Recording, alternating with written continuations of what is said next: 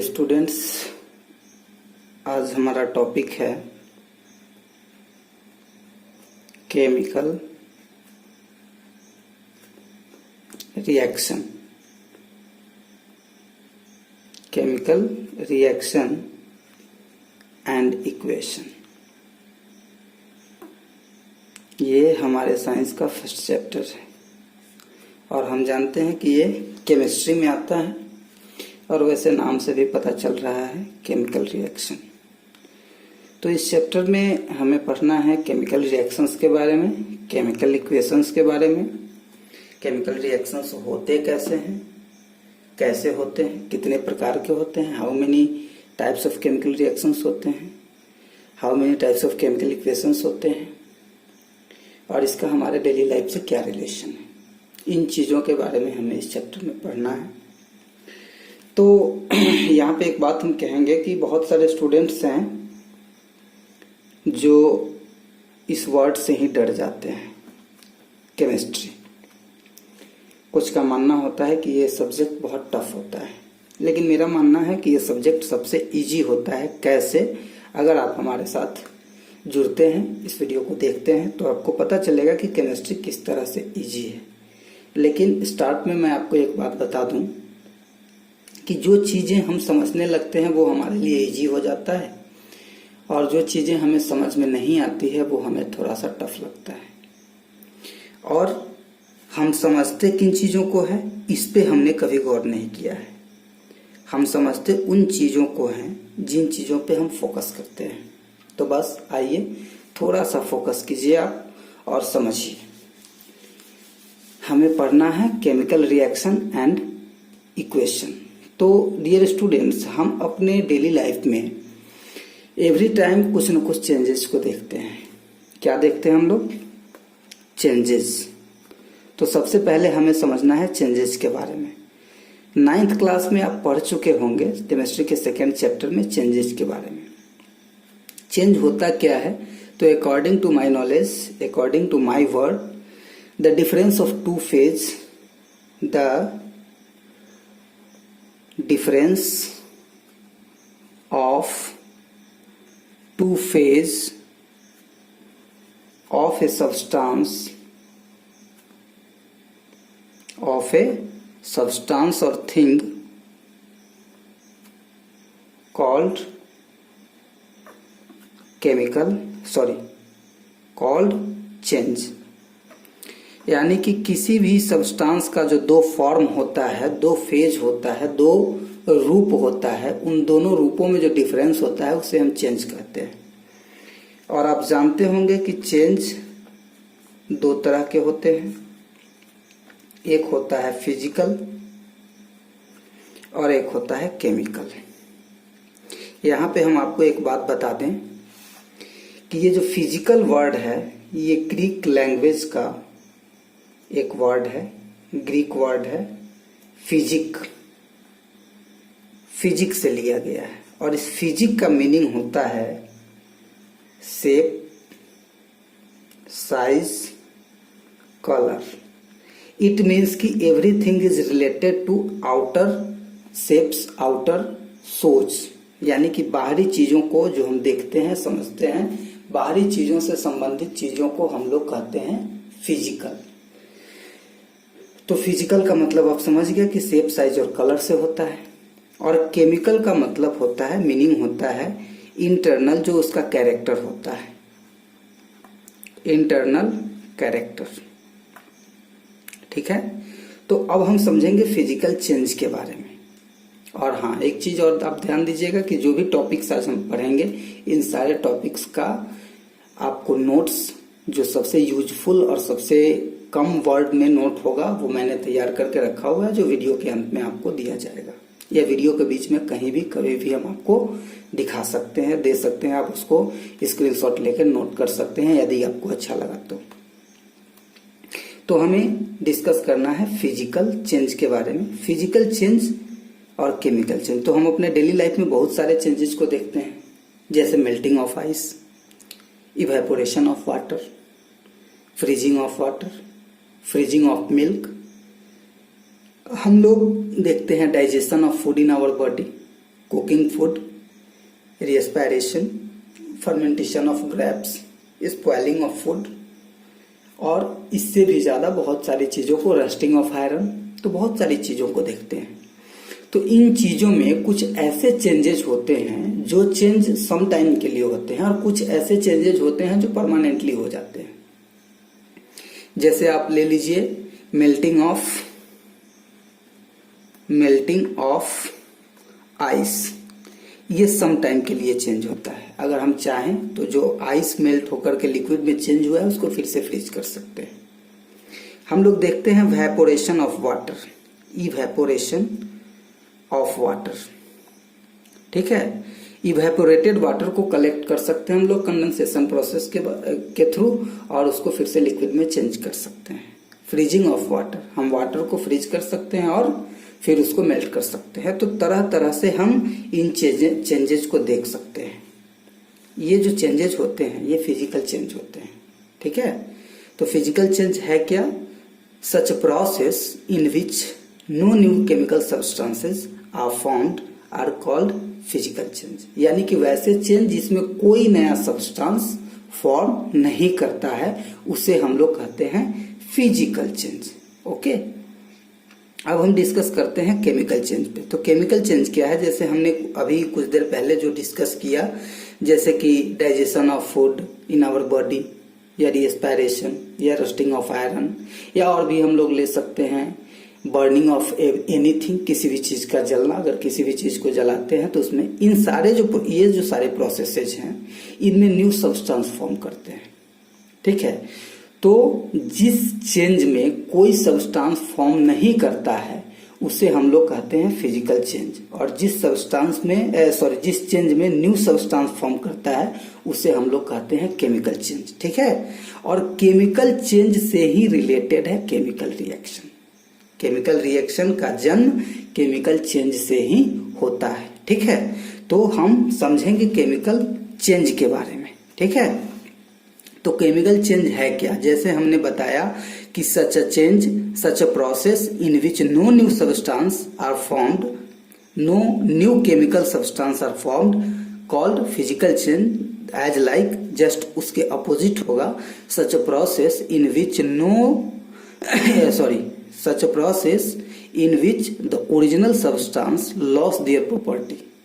जो original substance होगा, जैसे कि वुड को हमने जलाया तो वुड अपने ओरिजिनल प्रॉपर्टी को लॉस कर देता है।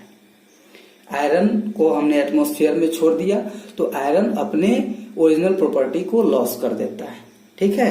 डाइजेशन ऑफ फूड, जो भोजन हम खाते हैं वो अपना जो ओरिजिनल उसका कैरेक्टर होता है, प्रॉपर्टी होता है, उसको वो खो देता है, ठीक है। तो ये जो सारे प्रोसेसेज होते हैं इन सारे प्रोसेसेज को हम लोग केमिकल चेंज कहते हैं, क्योंकि इसमें न्यू सब्सटेंस फॉर्म करते हैं, ठीक है। अब हमें समझना है कि केमिकल रिएक्शन केमिकल चेंज से रिलेटेड कैसे है। तो केमिकल रिएक्शन मेनली है एक प्रोसेस। क्या है? एक प्रोसेस है। ये जो केमिकल रिएक्शन हम देख रहे हैं, यहाँ पे देखेंगे आप, केमिकल रिएक्शन एक प्रोसेस है, ठीक है। ये क्या है? एक प्रोसेस है। कौन सा प्रोसेस? वो प्रोसेस है जिसके थ्रू किसी सब्सटेंस में केमिकल चेंज होता है, ठीक है। जैसे कुकिंग ऑफ फूड में जो चेंजेज होते हैं, जिस प्रोसेस के थ्रू चेंजेज होते हैं, डाइजेशन ऑफ फूड में जिस प्रोसेस के थ्रू चेंजेज होते हैं, रेस्पिरेशन में जिस प्रोसेस के थ्रू चेंजेज होते हैं, रस्टिंग ऑफ आयरन में जिस प्रोसेस के थ्रू चेंजेज होते हैं, या फर्मेंटेशन ऑफ ग्रेप्स या फ्रीजिंग ऑफ मिल्क में जिस प्रोसेस के थ्रू चेंजेज होते हैं वो प्रोसेस कहलाता है केमिकल रिएक्शन। ओके, ठीक है। तो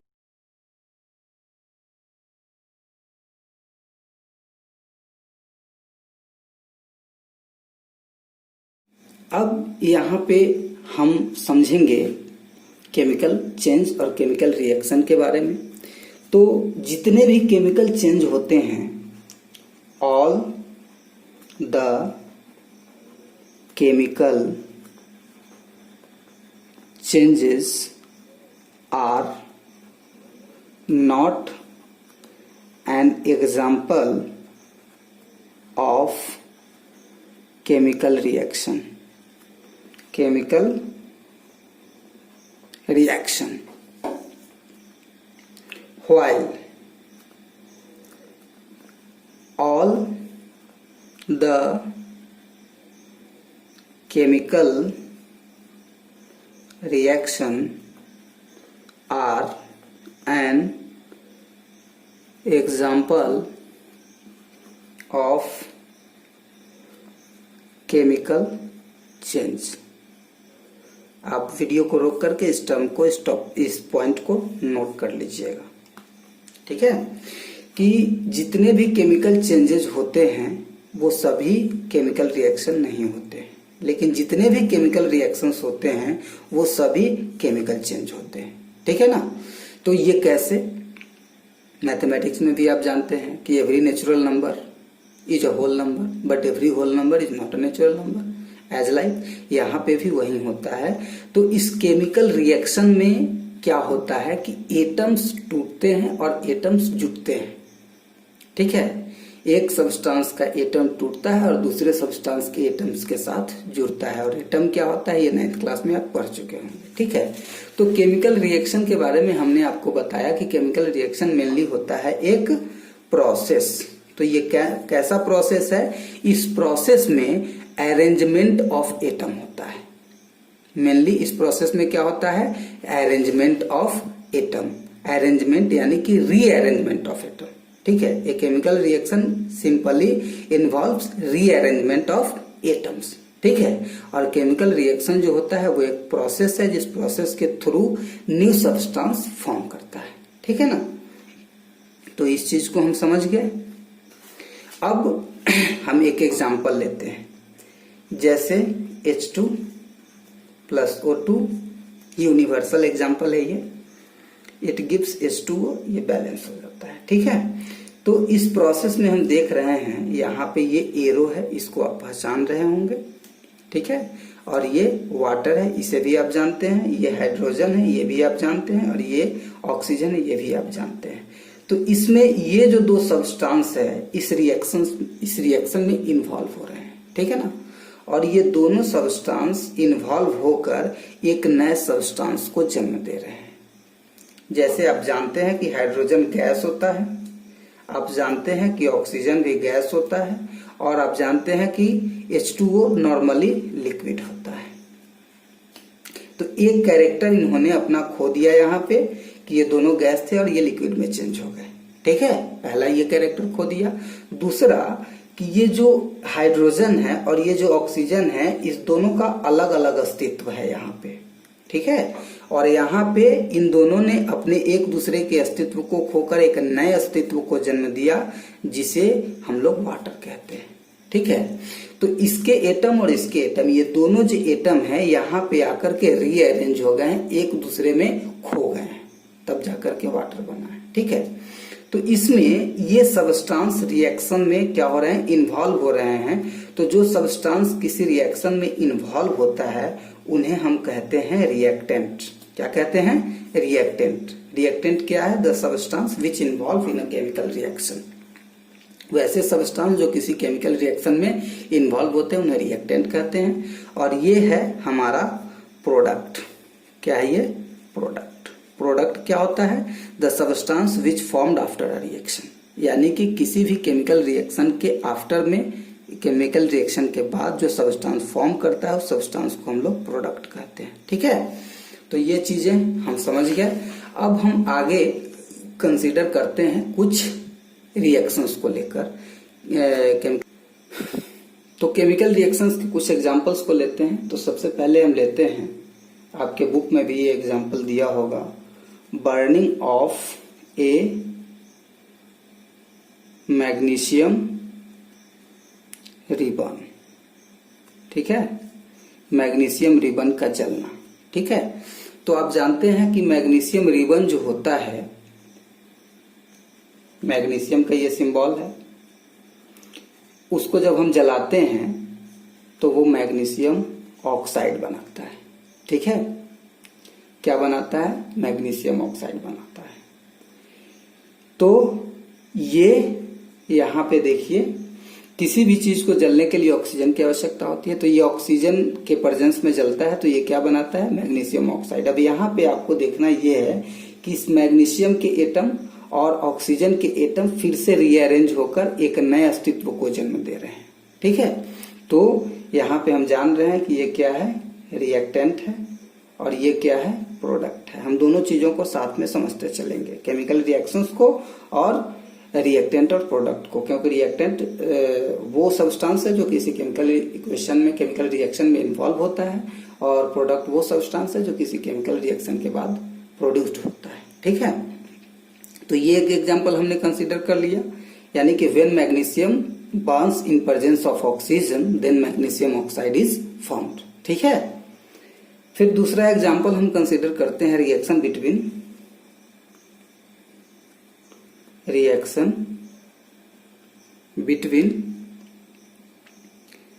lead nitrate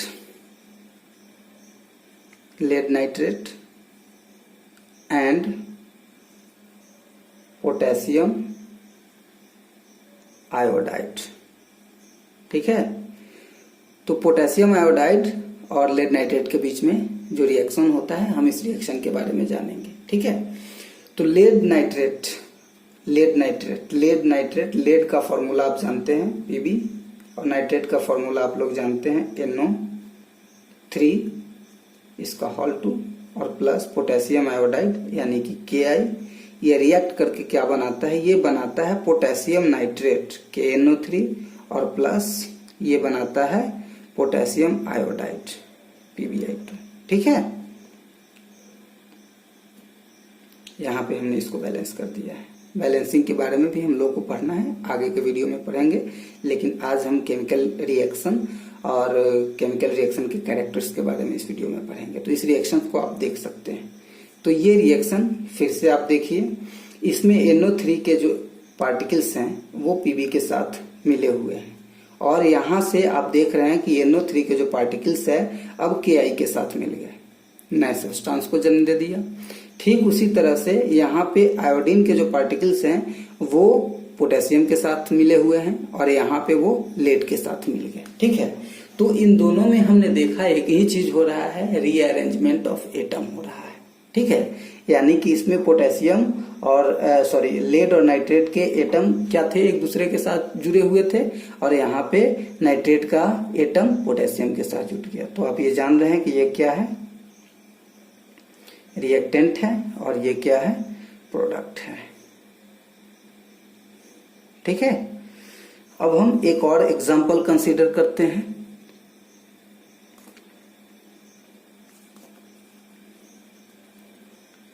reaction between zinc and sulphuric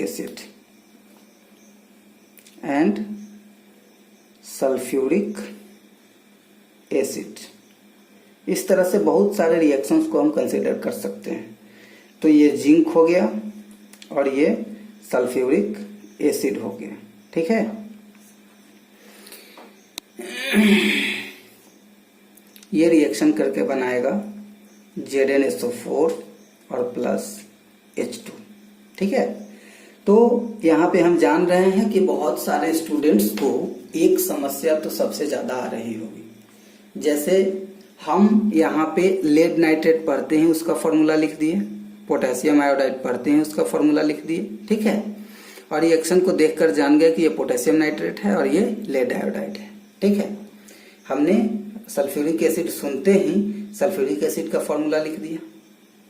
ये आप भी कर सकते हैं, इसके लिए हम एक अलग से वीडियो बनाएंगे, आप उस वीडियो को देख सकते हैं। वैसे 9th क्लास में आपने इन चीजों को पढ़ा होगा, और अगर भूल गए हैं तो कोई बात नहीं है, हम एक वीडियो में इन चीजों पे डिस्कस करेंगे कि ये कैसे लिखे जाते हैं, कैसे आते हैं, क्योंकि जब तक इन चीजों को आप नहीं जानेंगे केमिकल रिएक्शन में आपको बहुत सारी दिक्कतें आने वाली है। तो यहाँ हमने देखा ये क्या है, रिएक्टेंट है, और ये क्या है, हमारा प्रोडक्ट है। ठीक है, तो इस तरह से केमिकल रिएक्शंस होते हैं, और इस तरह से सब्सटेंस जो उसमें इन्वॉल्व होते हैं और जो प्रोड्यूस होते हैं उसके एटम्स एक दूसरे के साथ रीअरेंज होकर न्यू सब्सटेंस को फॉर्म करते हैं। ठीक है, यहाँ भी न्यू सब्सटेंस, यहाँ भी न्यू सब्सटेंस, यहाँ भी न्यू सब्सटेंस, यानी कि जितने भी केमिकल रिएक्शंस हम देखेंगे सभी केमिकल रिएक्शंस में न्यू सब्सटेंस फॉर्म करते हैं। ठीक है, तो अब हम इसके आगे देखते हैं अब हमें क्या करना है। तो अब तक हम पढ़ चुके हैं केमिकल रिएक्शंस के बारे में, रिएक्टेंट के बारे में, प्रोडक्ट के बारे में, फिजिकल चेंज के बारे में, चेंज के बारे में और केमिकल चेंज के बारे में। इन चीजों के बारे में पढ़ चुके हैं। हम जान चुके हैं कि किस तरह से फिजिकल चेंज और केमिकल चेंज एक दूसरे से रिलेट करता है और किस तरह से केमिकल चेंज और केमिकल रिएक्शन एक दूसरे से रिलेट करता है। ठीक है ना, तो अब हमें पढ़ना है कैरेक्टरिस्टिक्स ऑफ केमिकल रिएक्शंस, यानी कि केमिकल रिएक्शंस के कैरेक्टरिस्टिक्स के बारे में पढ़ना है। ठीक है, लेकिन इन चीजों को पढ़ने से पहले मैं आपको एक बात बता दूं कि आप इस टॉपिक को पढ़ने के बाद अपने बुक में इन सारे टॉपिक्स को एक बार डीपली रीड कीजिएगा, क्योंकि जब तक आप बुक को रीड नहीं करेंगे आपका कंसेप्ट क्लियर नहीं होगा। ठीक है ना, यहाँ पे हम डिस्कस कर रहे हैं, इस डिस्कशन के बाद आप अपने बुक में इन सारे टॉपिक्स को ब्रीफली एक बार पढ़िएगा। ठीक है, तो अब हम चर्चा करते हैं, किस पे डिस्कस करते हैं, कैरेक्टरिस्टिक्स ऑफ केमिकल रिएक्शंस पे। ठीक, तो केमिकल रिएक्शन का जो कैरेक्टरिस्टिक्स होता है, वैसे तो बहुत सारे कैरेक्टरिस्टिक्स होते हैं लेकिन मेनली 5 कैरेक्टर होते हैं किसी केमिकल रिएक्शन के। ठीक है, तो सबसे पहला हम लेते हैं फॉर्मेशन, आप कोई भी ले सकते हैं, formation of precipitate, formation of precipitate. दूसरा लेते हैं हम इवोल्यूशन ऑफ गैसेस। थर्ड हम लेते हैं change in state, change in state. Fourth होता है चेंज इन कलर और फिफ्थ होता है चेंज इन टेम्परेचर। ठीक है, ये 5 मेन केमिकल रिएक्शंस के कैरेक्टर होते हैं। यही 5 मेन कैरेक्टर्स हैं किसी भी केमिकल रिएक्शंस के। ठीक है, तो केमिकल रिएक्शन के ये 5 कैरेक्टरिस्टिक्स हैं। तो पहला है formation of precipitate, formation of precipitate.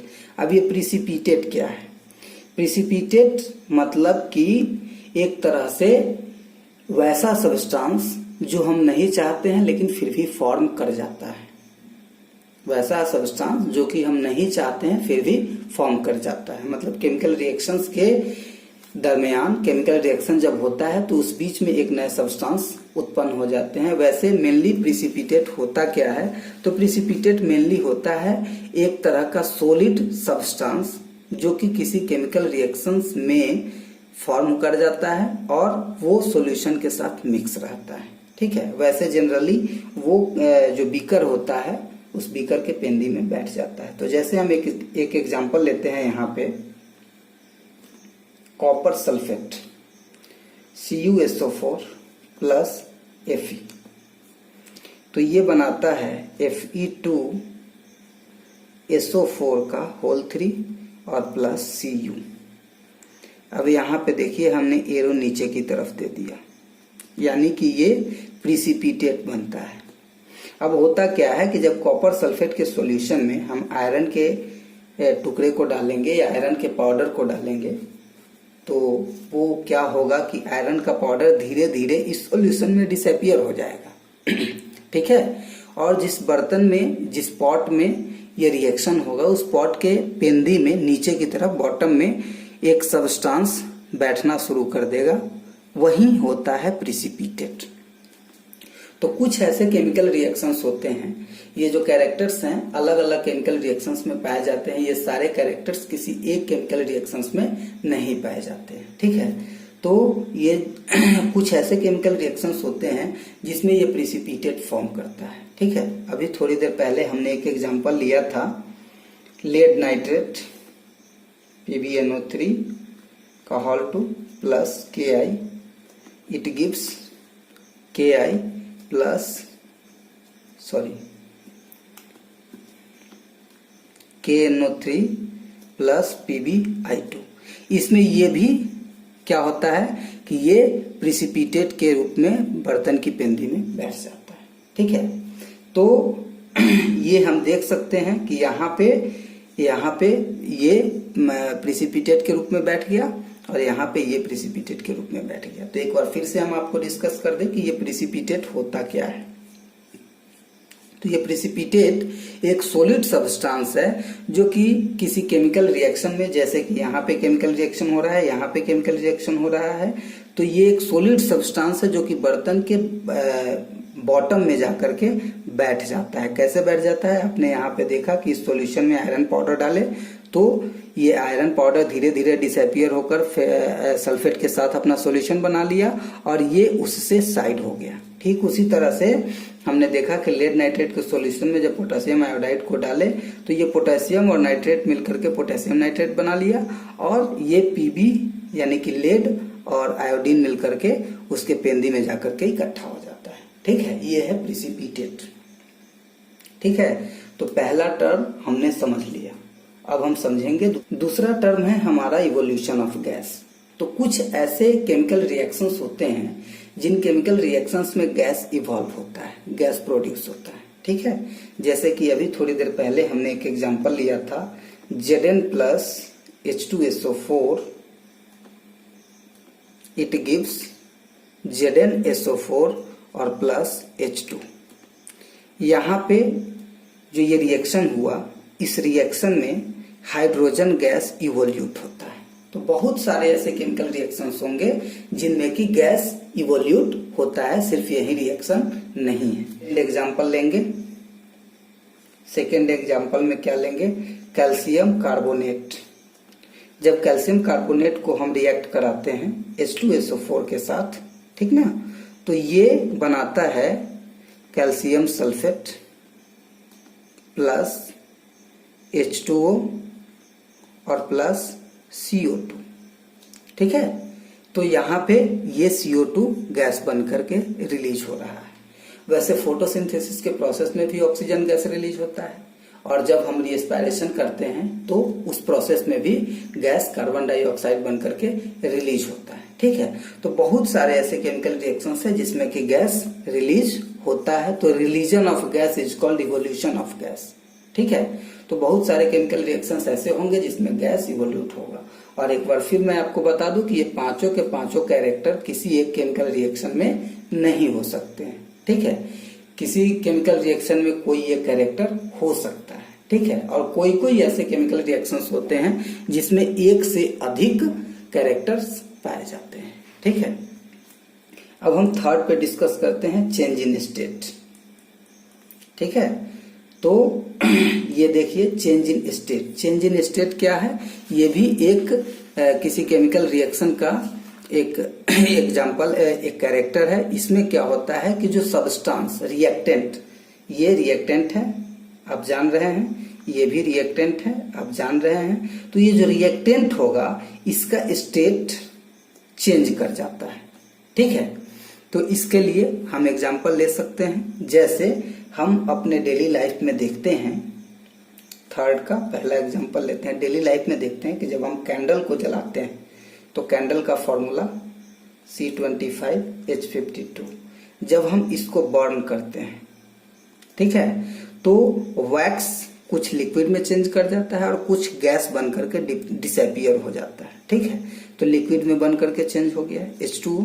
ठीक है, और प्लस CO2 गैस बन करके इवोल्यूट हो गया वहां से। ठीक है, तो आप यहाँ पे देख सकते हैं कि ये वैक्स क्या था? सॉलिड था। और ये वाटर क्या है? लिक्विड है। और ये CO2 क्या है? ये गैस है। ये चेंज इन स्टेट का अच्छा एग्जांपल है। ठीक है, आप इसको देख सकते हैं। एक और एग्जांपल हम ले सकते हैं, जैसे अभी थोड़ी देर पहले हमने देखा था H2O, H2 plus O2 it gives H2O। आप यहाँ पे देख रहे हैं कि हाइड्रोजन क्या है? गैस है। ऑक्सीजन क्या है? गैस है। और ये वाटर क्या है, लिक्विड है। ठीक है, तो इसमें ये दोनों गैस मिलकर के यहाँ पे जब प्रोडक्ट बना तो ये लिक्विड बन गए।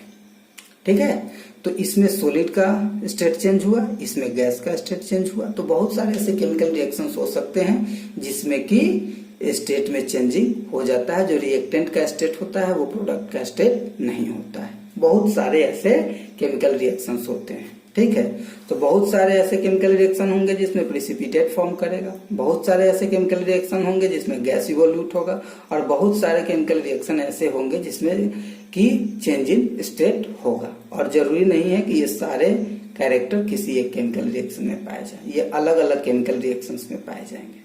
ओके, अब हम डिस्कस करेंगे चौथे टर्म पे, change in colour. Fourth term है हमारा क्या, चेंज इन कलर। यानी कि बहुत सारे ऐसे केमिकल रिएक्शंस होते हैं जिसमें जो रिएक्टेंट होता है उसका कलर चेंज हो जाता है जब वो प्रोडक्ट में फॉर्म करता है। जब कोई रिएक्टेंट से प्रोडक्ट बनता है, मतलब केमिकल रिएक्शन के दौरान जो सब्सटेंस होता है उस सब्सटेंस का कलर चेंज हो जाता है। ठीक है, तो इसके लिए भी हम बहुत सारे एग्जांपल्स देख सकते हैं। अब हम अपने डेली लाइफ में देखते हैं ये चीजें। रस्टिंग ऑफ आयरन, आयरन का कलर क्या होता है, ग्रेइश ब्लैक होता है, ग्रेइश ब्लैक होता है।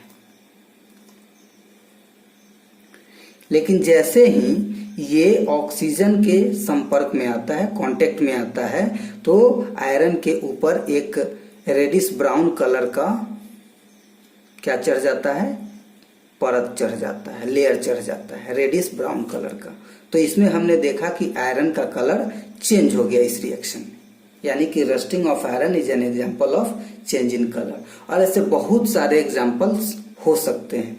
जैसे अभी थोड़ी देर पहले हमने एक रिएक्शन देखा था, वो मल्टी कैरेक्टर वाला केमिकल रिएक्शन है, वहीं PbNO3 plus Ki, it gives Ki plus फिर से गलती हो गई, KNO3 प्लस PbI2। ठीक है, अब इसमें ये होता है कलरलेस, ये क्या होता है, कलरलेस होता है, ये भी होता है कलरलेस। ठीक है, और ये भी कलरलेस होता है, लेकिन इसका जो कलर है वो कलर चेंज कर जाता है। ठीक है ना, इसका कलर हो जाता है येलो। मतलब ये हुआ, इसका मीनिंग ये हुआ कि जैसे ही सॉल्यूशन में आप इसको मिलाएंगे, ये दोनों कलरलेस सॉल्यूशन है।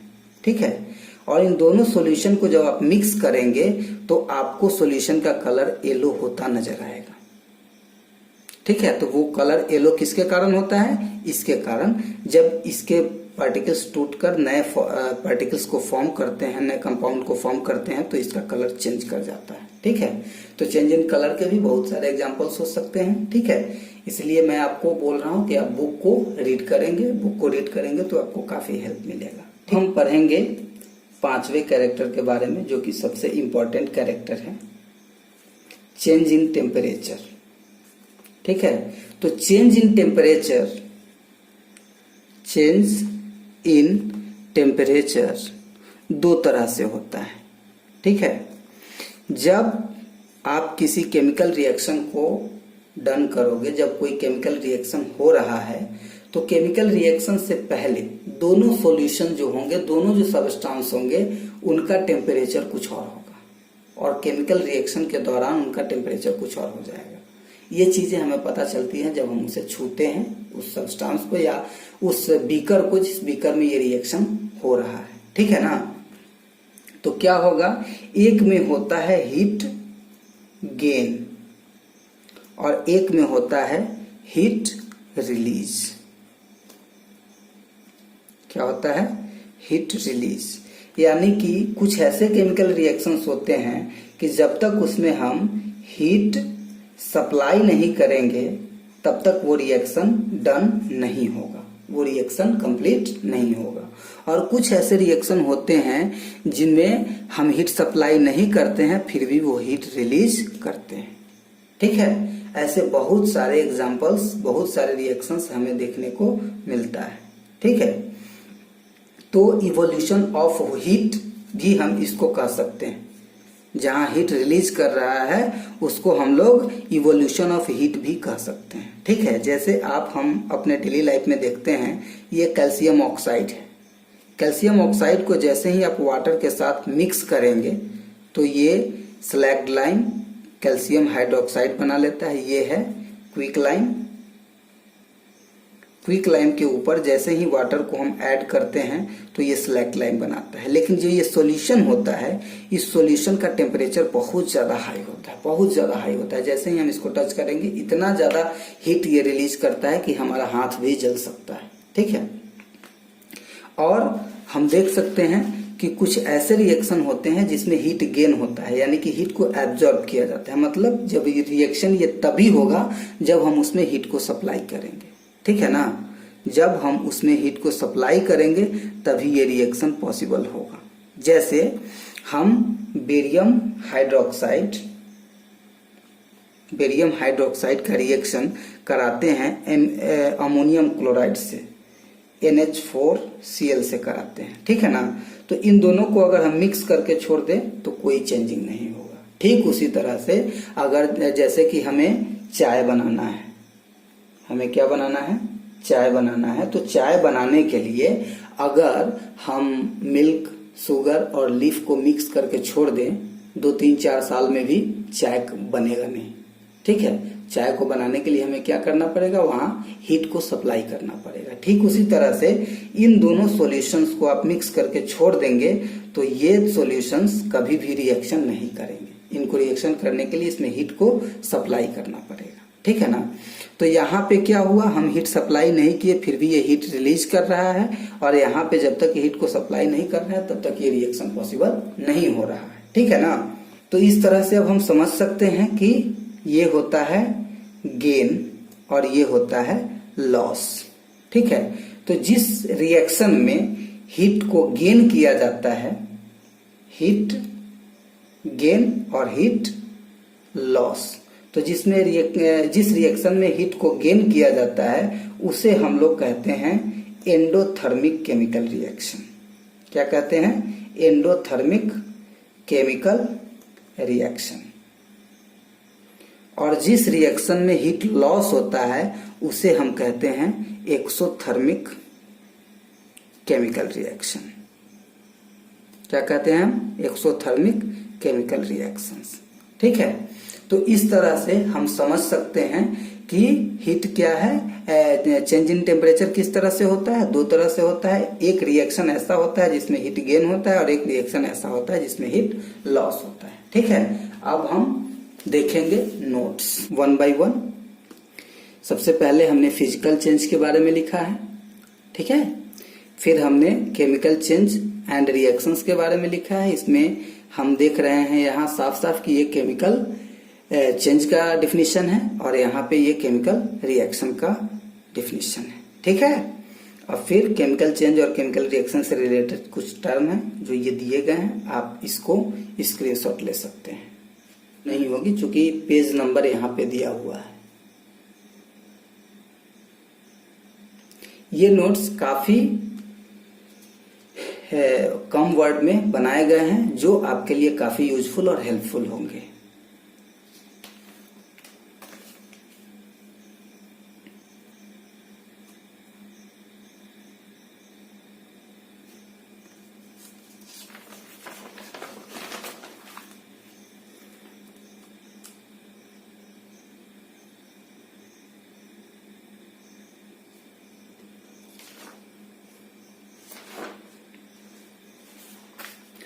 तो इस तरह से हमने आज केमिकल रिएक्शन चैप्टर को पढ़ा और उसके नोट्स को हमने देखा।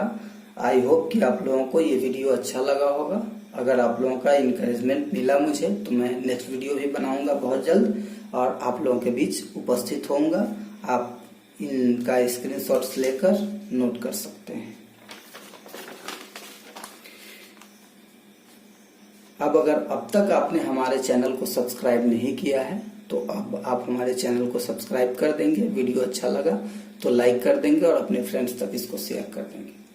फिर हम मिलते हैं आगे के वीडियो में, तब तक के लिए थैंक्स।